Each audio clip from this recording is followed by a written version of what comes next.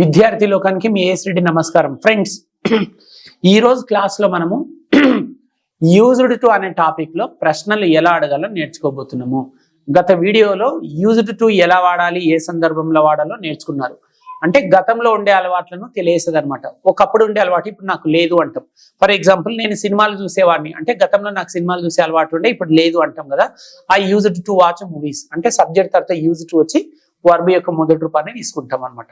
She use to watch movies అంటే ఆమె సినిమాలు చూసేది. They use to watch movies అంటే వారి సినిమాలు చూసేవారు.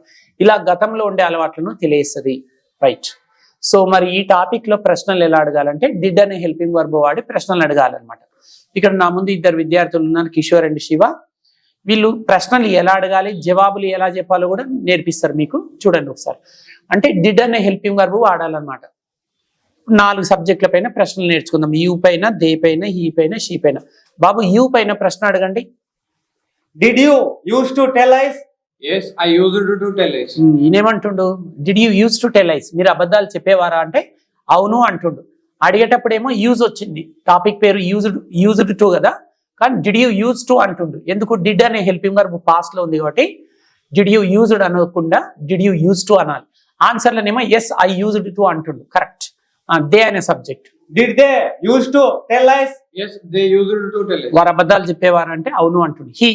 Did he used to tell lies? Yes, he used to tell lies. అతడు అబద్ధాలు చెప్పేవాడంటే అవును అంటుండు. She. Did she used to tell lies? Yes, she used to tell lies. ఆమె అబద్ధాలు చెప్పేదా అని అంటుండు. ఈయన అవును అంటుండు. ఇప్పుడు నో అనడం ఎలా? అడగండి బాబు, సేమ్ ప్రశ్న. Did you used to tell lies? No, I did not used to tell lies. మీరు అబద్ధాలు చెప్పేవారంటే లేదు అంటుండు. No I did not use. ఇంతకుముందు ఎస్ చెప్పేటప్పుడు ఆన్సర్ లో యూజ్డ్ టు వచ్చిండే.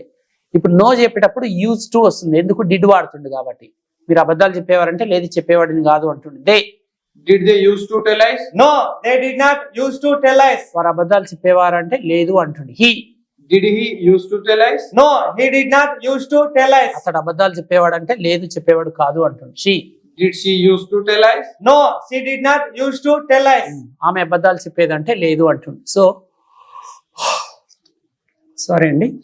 సో ఈ వీడియోలో మీరు ఏం నేర్చుకున్నారు ఫ్రెండ్స్ అంటే యూజ్డ్ టు అనే టాపిక్ లో ప్రశ్నించడం ఎలాగో నేర్చుకున్నారు. డిడ్ అనే హెల్పింగ్ వర్బ్ వాడి ప్రశ్నలు అడగాలి.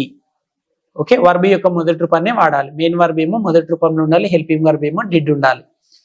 సో ఈ క్లాస్ మీకు చక్కగా అర్థమైందని ఆశిస్తూ అతి త్వరలో మరో చక్కటి వీడియోతో మీ ముందుకు వస్తాము. అంతవరకు సెలవు. ఇట్లు విద్యార్థి బృందం మరియు మీ ఏఎస్ రెడ్డి. నమస్కారం.